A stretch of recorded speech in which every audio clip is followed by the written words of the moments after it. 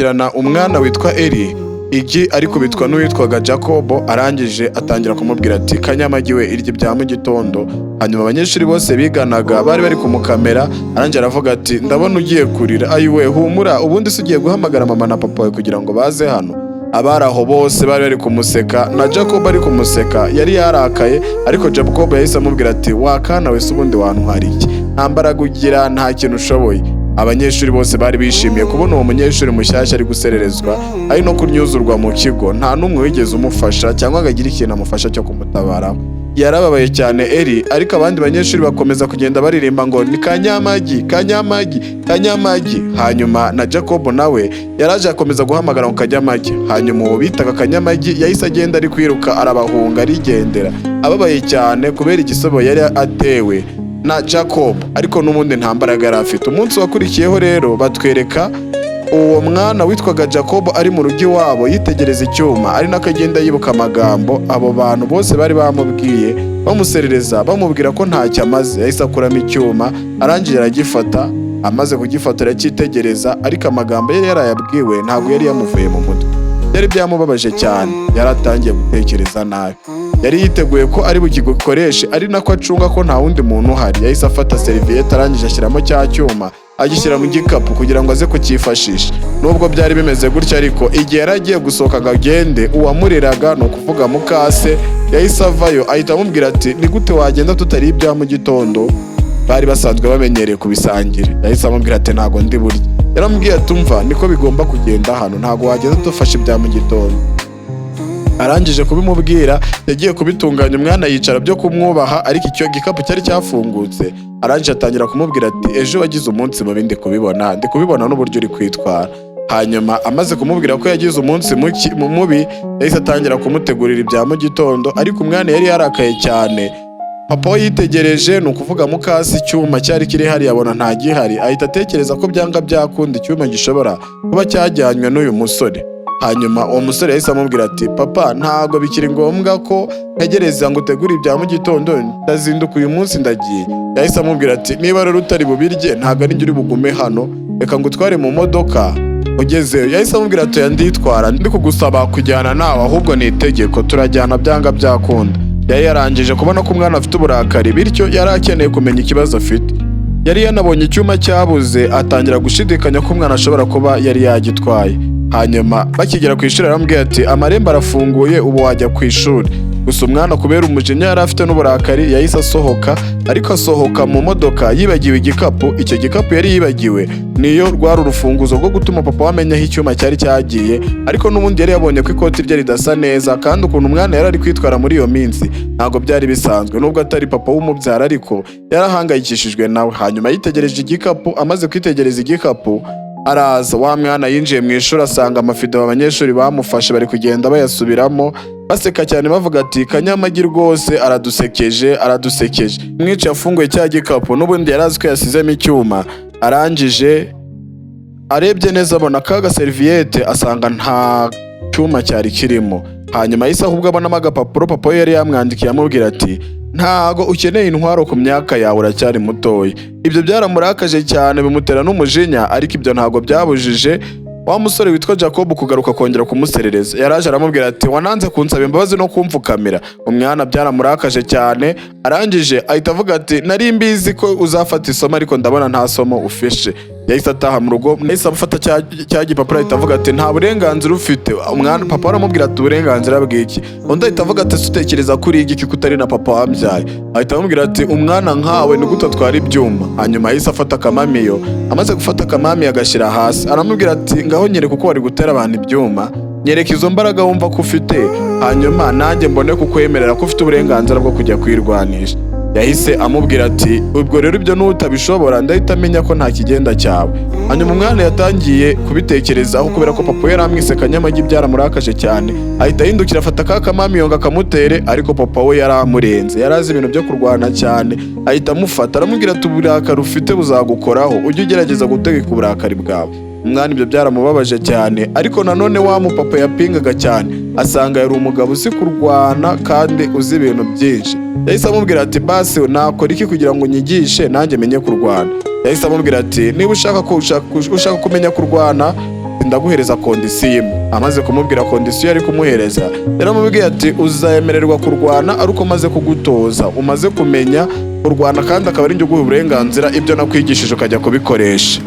Umwana ati uremera ko nzakwigisha cyangwa ntabwo uzabyemera? Mbwira kano kanya mfata umwanzuro. Uremera ko nzagutoza cyangwa ntabwo uzabyemera? Yagombaga kuzarwana ari uko papa wamuhaye uburenganzira. Yahise amubwira ati sawa ndabyemeye. Hanyuma papa aravuga ati aho ni sawa, guhereje turatangira noneho kwitoza. Umwana yaraza agatangira kumutoza, nta kigenda nta kabaraga. Yaramurebaga yiturije ariko mwitegereza, hanyuma amukubise umugozi uramufata, nta kantu na kamwe yari aramenya. Umva yari akeneye kugira byinshi amenya kuberanya n'imirwanire, ariko papa yari yaramuhaye kondisiyo y'uko yagombaga kuzarwana ari uko amuhaye uburenganzira. Yatangiye kwiga gutangira guhereza umwana uburyo bwo kwikomeza n'uburyo bwo kurwana, ari n'akagenda amutoza, ari n'akagenda yishima. Atangira kumwigisha ibintu byo kumedita, noneho atangira kugira ibintu byinshi amenya. Hanyuma uko yahuraga na Jacob n'ubundi niko Jacob yakomezaga kumuserereza. Yarazaga akamubwira ibintu bimukora n'utuntu tw'utujeste tumubabaza cyane.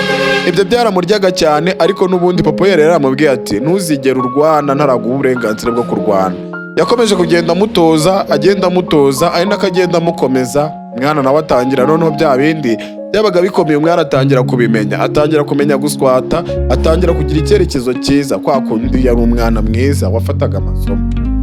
Hanyuma mu gace gakurikiye hagarutse ku ishuri, Jacob n'ubundi yaraje aramugonga, aravuga ati we Kanyamagi wagiye ureba aho uri kujya. Umwana yaramaze kumenya ibintu by'imirwanire. Umwana arangije ashyiramo imbaraga zose ariko santara kugira ngo atarwana nawe, ariko arangije aramubwira ati wakigoryiwe uri gutangira kunyikwego, hari ikintu ugiye kuntwara? Gira icyo untwara se wakagoryiwe. Yaramwegereye cyane, hanyuma abanyeshuri batangira kubazanya tese noneho agiye kugira ikintu akora, agiye kwihorera ko turi kubona yarubiye, yarakaye ari kureba nabi. Ahita amubwira ati ibyo nibyo natekerezaga sha, n'ubundi Kanyamagi nta kintu yakora. Ahita amusunika amukubita hasi. Umwana biramubabaza cyane, bamwita n'umuhombyi kandi yari amaze kwitoza bihagije ku buryo yashoboraga kurwana nawe.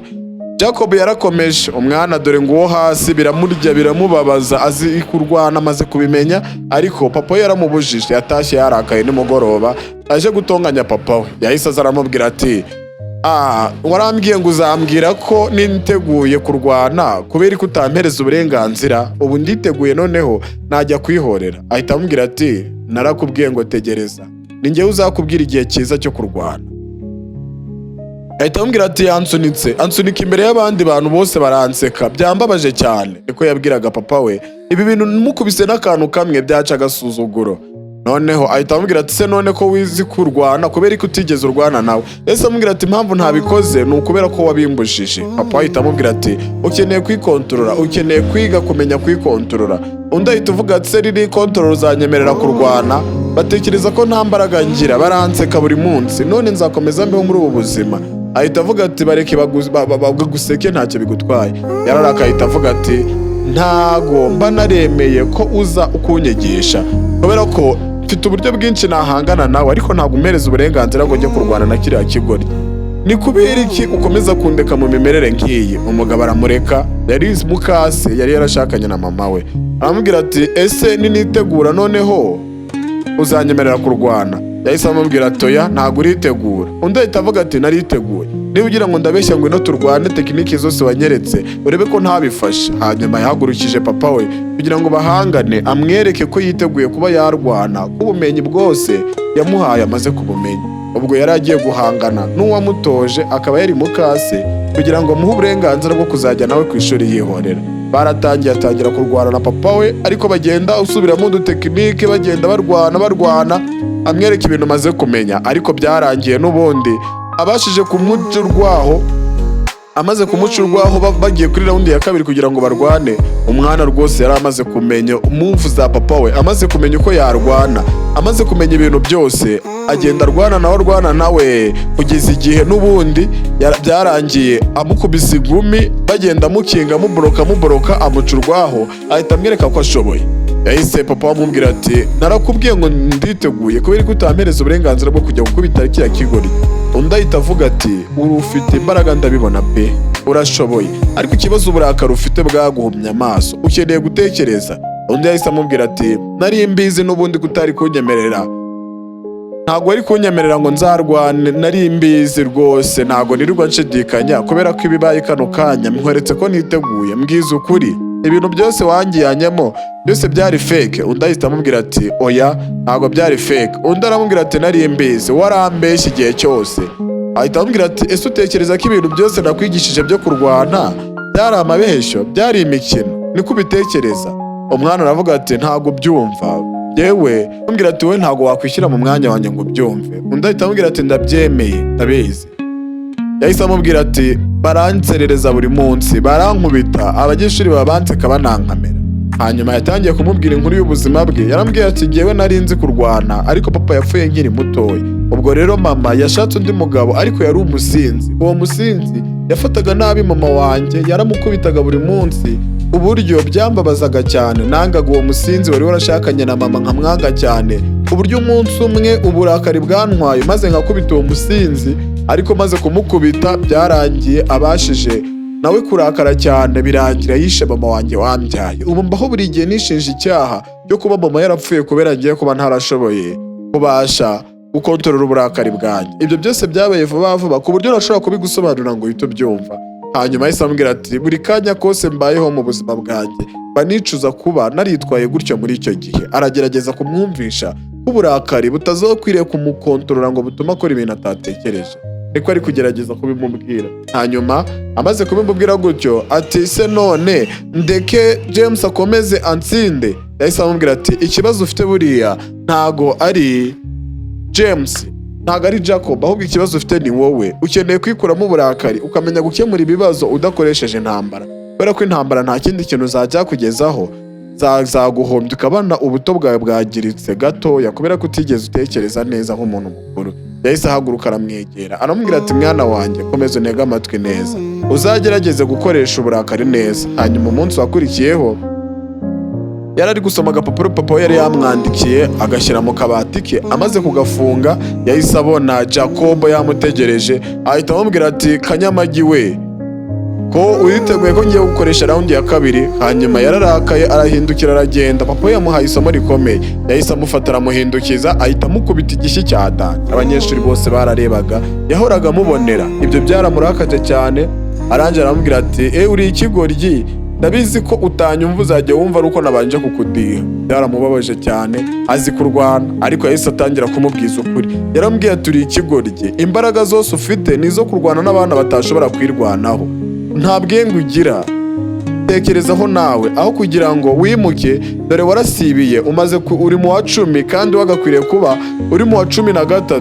Nta soni ufite ku myaka yawe 14 ukaba uri kwigana n'abana batoya aho gukirirwa urwana nabo kugira ngo wimuke. Ibyo byaramurakaje cyane, aravuga ati uransebeje, utekereza kuri kunsebya? Yamukubise ingumi umwana ahita yifata, n'ubundi umwana yari amaze igihe kirekire yitoza. Amugonyoza akaboko afite imbaraga, arangije aramukanda uyu mutsi utwara amaraso mu mutima. Aramubwira ati mfite imbaraga zakwica wa kigoryi, narakuretse kugira ngo ubashe kwitekerezaho ubone kudakwiriye no kurwana nanjye, ntago wampangara. Ibyo byatumye aseba, abanyeshuri bose baramuseka cyane. Arangije abona indi turufu yose yari asigaranye ariyo gukomeza kumusebya. Yahise amuhamagara ati Eri. Yahise avanamo amagi amukubita igi nk'uko yari asanzwe abikora, ariko Eri yahise asama ryagi, arangije ahita arimusubiza arigwa ku gahanga.